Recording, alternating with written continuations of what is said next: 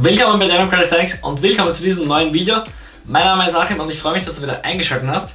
Im heutigen Video möchte ich euch zeigen, wie ihr diese Bänder hier, also diese Gummibänder Resistance Bands, die brauche ich jetzt nicht, das nachher beim Training, aber ich möchte euch heute zeigen, wie ihr die effizient in eurem Training einsetzen könnt. Leider werden diese Bänder nämlich sehr oft ineffizient verwendet. Sie sind ein super Tool, sie sind natürlich kein Wundermittel, es gibt keine Wundermittel und ich würde auch niemals empfehlen, nur mit diesen Bändern zu trainieren. Aber als Assistenzübungen und als Hilfestellung im Training sind sie wie gesagt kein schlechtes Tool. Und ich möchte euch deswegen heute zeigen, wie ihr sie effizient einsetzen könnt. Ich möchte euch einfach ein paar Ideen dazu geben, wie ihr sie verwenden könnt, für welche Übungen ihr sie verwenden könnt und einfach ein paar allgemeine Prinzipien jetzt am Anfang im Video erklären, die einfach beim Training damit wichtig sind. Danach komme ich eben dann noch zu ein paar Übungen, die ich euch zeigen werde und ein paar Einsatzmöglichkeiten dieser Bänder und am Ende werde ich das Ganze nochmal kurz zusammenfassen. Ich würde sagen, wir starten gleich. Was grundsätzlich gleich mal zu beachten ist, dass bei diesen Bändern immer eine Kraftkurve herrscht. Das heißt auf gut Deutsch, dass sie in einem bestimmten Bereich, also bei mehr Dehnung, natürlich mehr helfen als bei weniger Dehnung. Das heißt, ihr habt niemals eine gleichmäßige Hilfestellung. Die Bänder werden außerdem meistens zur Erleichterung von Übungen verwendet, sie können aber allerdings auch sehr gut zur Erschwerung von manchen Übungen verwendet werden, das werde ich euch nachher auch zeigen. Aber es ist auf jeden Fall zu beachten, dass immer eine Kraftkurve herrscht. Das ist wichtig und ich werde auch gleich nachher erklären, warum. Der nächste sehr wichtige Punkt, der eigentlich noch wichtiger ist, dass diese Bänder, wenn ihr sie beim Training einsetzt und irgendwo an eurem Körper fixiert, immer eine Schwerpunktverschiebung bewirken. Das heißt, dass die eigentliche Bewegungsrichtung oder die eigentliche Bewegung für den Körper nicht mehr genau die gleiche ist. Das heißt, sie ist nicht nur ein bisschen leichter, sondern es ist auch die Ansteuerung der einzelnen Muskelgruppen bzw. teilweise auch der Winkel der Gelenke dadurch ein bisschen verschoben, dass ihr diese Bänder verwendet. Das sind eben Sachen, die ihr beachten müsst, weil, warum? Wie ihr schon wisst, vielleicht aus anderen Videos von mir oder auch von woanders, brauchen wir beim Training immer einen möglichst spezifischen Reiz.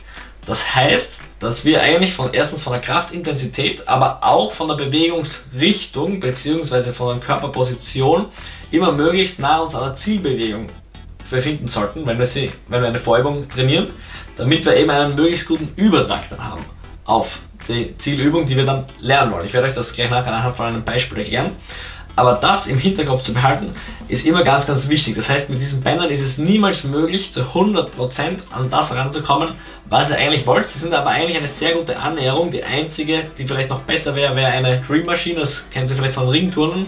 Beziehungsweise, wenn ihr theoretisch jemanden hättet oder wenn ihr etwas hättet, das euch komplett gleichmäßig am Körper, sozusagen überall an jedem Punkt eures Körpers ein bisschen stützt. Das heißt, dass die Kraftverteilung ganz gleichmäßig ist aber beides im praktischen Alltag normalerweise nicht realistisch. Deswegen sind diese Bänder eigentlich die beste Möglichkeit, Übungen erleichtert zu machen, abgesehen von der Progression natürlich. Wie gesagt, ich würde diese Bänder niemals nur verwenden im Training, allerdings sind sie oft ganz nützlich.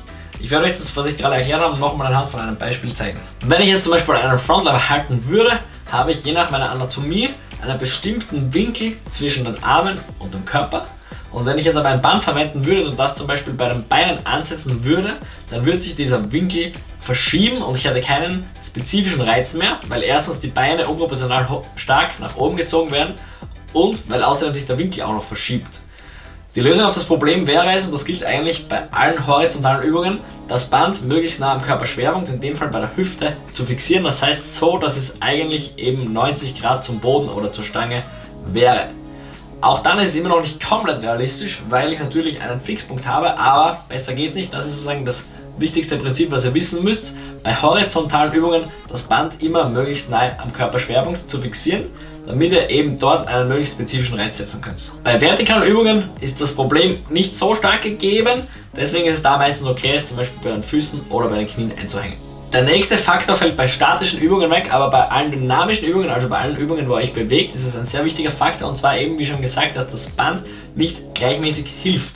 Das heißt, ihr habt meistens dann eben im oberen Bereich der Bewegung weniger Hilfe als im unteren Bereich der Bewegung.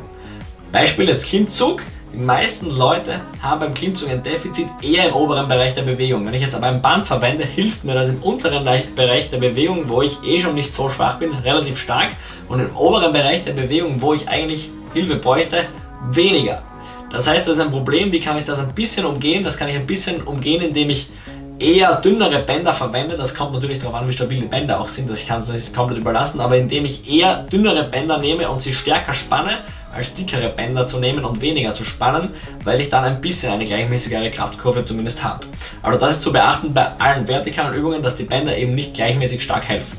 Ein anderes Beispiel wäre der Tipp, hier ist zum Glück der Bewegungsumfang bzw. die Höhe, um die ihr euch bei der Bewegung verändert, nicht ganz so groß wie beim Klimmzug. Deswegen ist es da zum Beispiel jetzt kein so großes Drama, ein Band zu verwenden. Beim Klimmzug müsste ich zum Beispiel mit negativen oder mit Holds in der oberen Position ausgleichen, wenn ich nur Klimmzüge mit Bändern machen würde, weil ich eben den oberen Bereich nicht so gut mittrainieren kann, beziehungsweise ich möchte mich einfach darauf konzentrieren, ihn trotzdem zu ziehen, falls das für euch möglich ist. Aus den gerade erwähnten Gründen würde ich deshalb niemals Übungen mit Bändern als einzige Vorübung für eine gewisse Übung machen. Einfach aus dem Grund, dass es eben nicht der allerrealistischste Reiz ist. Es ist trotzdem in manchen Fällen eine gute Option, deswegen zahlt es sich auf jeden Fall aus, Übungen ins Training einzubauen mit den Bändern ab und zu. Ich würde es nicht als einen heiligen Gral betrachten. Genau, aber ich möchte euch deswegen jetzt ein paar Übungen zeigen, die ihr einfach machen könnt. Wie gesagt, macht die Übungen nicht als Hauptübungen. Wenn ihr Hauptübungen für einige Skills sehen wollt, dann schaut euch die Tutorials an auf meinem Kanal. Das ist jetzt nicht Thema in dem Video, ich möchte euch einfach zeigen, was mit dem Band möglich ist, sinnvolle Möglichkeiten, das Band einzusetzen und Übungen zeigen, die ich auch selber einfach mit den Bändern in meinem Training mache. Schaut das Video, wenn dann übrigens bitte zu Ende an, weil am Ende möchte ich euch noch ein paar wichtige Prinzipien erklären, die ihr bei der Ausführung von allen Übungen beachten müsst. Fangen wir gleich mal mit ein paar Statics an. Die erste Übung, die ich vorher schon als Beispiel genommen habe, ist der Front Lever. Hier könnt ihr euch eben den Front Lever erleichtern dadurch, dass ihr einfach eure Hände auf das Band gebt und mit dem Band auf die Stange greift, das Band ungefähr auf Hüfthöhe, auf Gürtelhöhe festlegt und euch dann sozusagen in den Front Lever hineinlässt. Wichtig ist, dass ihr das Band nicht zu stark spannt, das heißt, dass ihr nicht unnötig viel Hilfe verwendet, weil sonst einfach auch kein realistischer Reiz mehr da ist, weil ihr einfach einen sehr starken Druck dann auf eurer Hüfte habt. Es ist so auch möglich, Frontlever Pull-Ups zu machen, dazu braucht man allerdings schon eine relativ starke Grundkraft. Die nächste Übung, auf die vielleicht einige von euch hintrainieren, ist der Planche. Auch hier ist es ganz wichtig, dass ihr das Band einfach an eurer Hüfte fixiert, damit sich der Schwerpunkt nicht verschiebt. Und außerdem ganz wichtig ist, dass ihr mit euren Händen unter dem Band bzw. unter der Stange, auf dem ihr das Band fixiert, greift, weil auch das wäre eine Schwerpunktverschiebung, wenn ihr mit euren Handflächen zu weit vorne oder zu weit hinten greift. Außerdem ist es auch da wichtig, sich nicht unnötig zu viel Hilfe zu erlauben. Außerdem wäre es natürlich auch möglich, Planche Push-Ups zu machen. Auch einen Backlever könnt ihr rein theoretisch mit Band machen, auch hier gelten wieder die gleichen Regeln. Allerdings ist es gar nicht so leicht da reinzukommen, ich persönlich habe das nie so trainiert. Einen Muscle-Up könntet ihr theoretisch ebenfalls mit Band trainieren, wenn ihr bei den Beinen fixiert und die richtige Ausführung beachtet. Allerdings würde ich euch das nicht raten, weil ihr nicht schon mindestens 15 Klimmzüge könnt und relativ nah am Muscle-Up dran seid. Diese Übung ist nämlich gut, um sich die Technik zu verinnerlichen, weil sie einfach ein bisschen hilft, in die richtige Richtung zu ziehen. Allerdings werdet ihr damit nicht so eine starke Explosivkraft aufbauen können. Also falls ihr noch nicht so weit seid, arbeitet zuerst an euren Klimmzügen oder an explosiven Klimmzügen. Eine andere sehr harte Übung, die man theoretisch auch mit dem Band trainieren könnte, wäre der Hefesto oder der Backlever Hefesto. Hier ist es ganz wichtig, dass ihr euren Griff hoch anlegt, also euch sozusagen hoch hinauftritt mit euren Handgelenken und dass ihr einfach im unteren Teil der Bewegung startet und euch nicht von oben nach unten hineinfallen lässt. Diese Übung bringt außerdem erst was, wenn man schon relativ viel Grundkraft hat. Ich würde euch das nicht als einzige Übung für den Hefesto empfehlen. Die Übung ist eigentlich erst dann sinnvoll, wenn man schon mal die richtige Ansteuerung für den Hefesto verstanden hat. Auch Impossible Dips könnt ihr theoretisch mit einem Band trainieren, wenn ihr es auf einer Erhöhung hinter euch festmacht. Die Dragon Flag ist die nächste Übung, die ihr rein theoretisch auch mit einem Band trainieren könnt. Hier würde ich es euch empfehlen, das Band ungefähr auf Hüfthöhe zu fixieren. Allerdings ist die Frage, ob es nicht einfach sinnvoller wäre, Negative zu machen. Kommen wir noch zu ein paar Basics. Ihr könnt theoretisch natürlich auch Klimmzüge mit einem Band machen, wie schon erwähnt. Ihr müsst aber eben beachten, dass im oberen Teil der Bewegung nicht mehr so stark helfen, beziehungsweise dass das Band dann gar nicht mehr hilft. Und dass ihr theoretisch schon die Kraft haben müsst, es euch ganz nach oben zu ziehen. Ein Fehler, der da eben oft passiert ist, dass die Leute dann nicht ganz nach oben ziehen.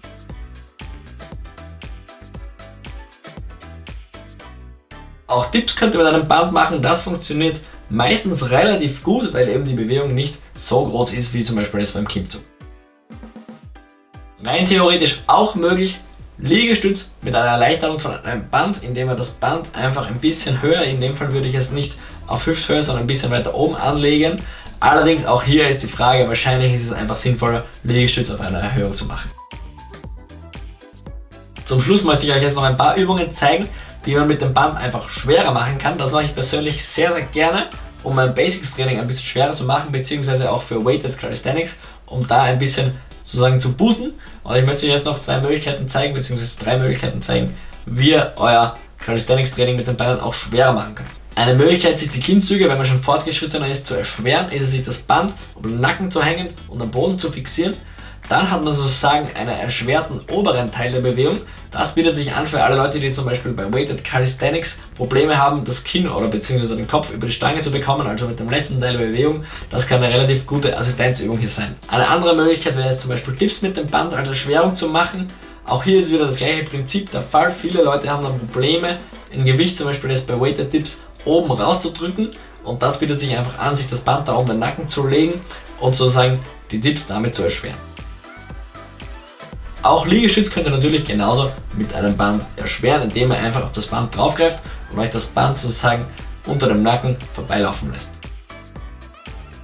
Genau, das war es auch schon mit den Übungen und mit den Ideen, die ich euch geben wollte. Es gibt natürlich noch einige mehr sinnvolle Übungen, allerdings 100.000 verschiedene Übungen würde ich jetzt eigentlich nicht machen, weil eigentlich sind die Basics und die simplen Sachen meistens die Sachen, die am besten funktionieren.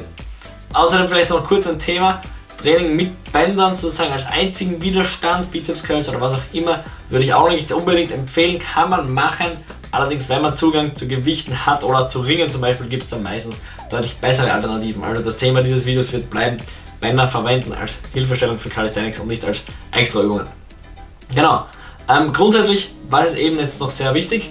Wichtig ist, dass ihr eben niemals, das habe ich schon vorher erwähnt, unnötig viel Hilfe nehmt. Das heißt, dass ihr nicht euch zu stark helfen lässt durch die Bänder und dass ihr die Übungen, die ich euch gerade gezeigt habe, eigentlich nur dann mit Bändern machen solltet, wenn ihr es schon auch ohne Bänder nicht so weit davon entfernt seid, sie zu können, beziehungsweise wenn ihr schon mal die Ansteuerung und die Bewegung davon verstanden habt. Das heißt, es bringt euch nicht viel, wenn ihr jetzt einen Frontlever mit Band trainiert, aber in echt nur 3 Klimmzüge könnt. Ihr braucht einfach die Grundkraft und ihr solltet eigentlich einfach schon eine Basis haben, bevor ihr die Bänder dann einsetzt, weil die Bänder sind sozusagen eine zusätzliche Hilfe, aber sie werden euch alleine wahrscheinlich eher nicht so schnell oder nicht so effizient zu den Übungen bringen. Ich habe zum Beispiel in den ersten Jahren meines Trainings niemals mit Bändern trainiert. Ich habe draußen einen Frontlever gelernt, ich habe einen Planche gelernt, muss man auch einfach ehrlich sagen. Wie gesagt, sie können eine zusätzliche Hilfeleistung sein, aber sie sollten eben, wie gesagt, nicht die einzige Hilfeleistung sein und nicht die einzigen Übungen sein, die ihr macht.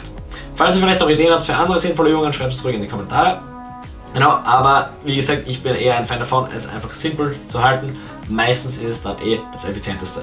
Für alle, die vielleicht einen kleinen Richtweg haben wollen, ich würde euch sagen, dass ihr nicht über 20 oder vielleicht maximal 30%, das ist wahrscheinlich schon relativ viel, eures Trainings mit Bändern machen solltet. Das heißt, der Großteil der Übungen sollten eigentlich Übungen sein, die ihr auch ohne Bänder schafft, oder spezifische Vorübungen, bei denen ihr keine Bänder braucht.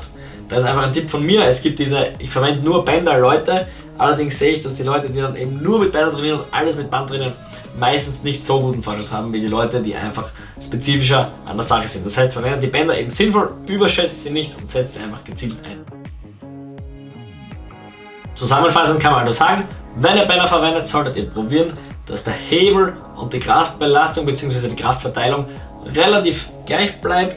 Vor allem bei horizontalen Übungen ist das wie gesagt wichtig. Ihr solltet schauen, dass ihr die Bänder nicht zu viel einsetzt, nicht unnötig einsetzt und vor allem auch nicht unnötig stark einsetzt.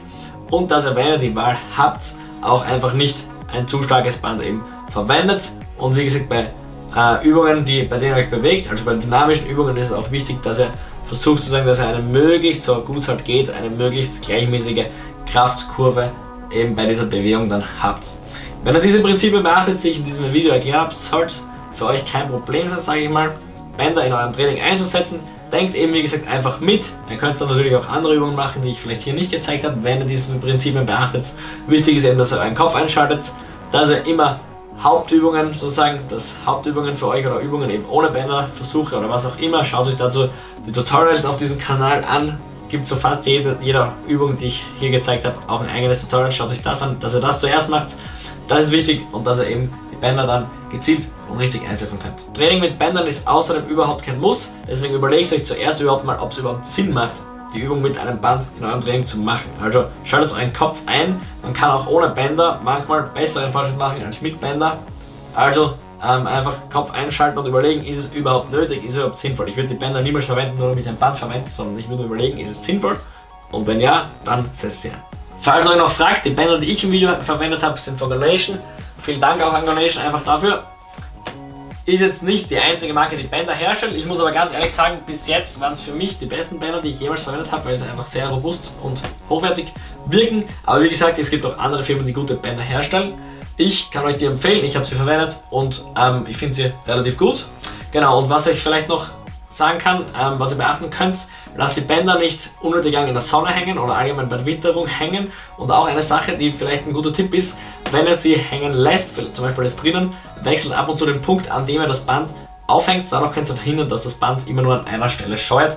So sind sie einfach noch langlebiger. Und was außerdem vielleicht ein Tipp sein kann für manche, die sagen, mein Budget ist nicht zu groß, kauft euch ein mittelstarkes und ein leichtes Band, dann könnt ihr die theoretisch kombinieren, dann habt ihr auch noch ein schweres. Das heißt, ihr könnt euch einfach überlegen, wie ihr die Bänder sozusagen dann kombinieren könnt. Genau, das war es eigentlich schon von meiner Seite. Ich hoffe, euch hat das Video ein bisschen geholfen, ein bisschen weitergebracht und ich hoffe, es waren ein paar Ideen dabei. Und falls ihr noch Fragen habt oder andere Anregungen, Wünsche, was auch immer, könnt ihr das gerne in die Kommentare schreiben. Ansonsten sehen wir uns beim nächsten Mal. Bis dann.